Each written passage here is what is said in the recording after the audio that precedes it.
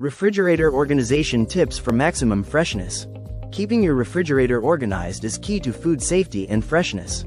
Set your fridge to 37 degrees Fahrenheit or 3 degrees Celsius and your freezer to 0 degrees Fahrenheit or -18 degrees Celsius to prevent bacterial growth. Use top shelves for drinks and leftovers, middle shelves for dairy, and the cold bottom shelf for raw proteins. Store produce in the crisper drawers with proper humidity settings, and keep condiments in the door, the warmest zone.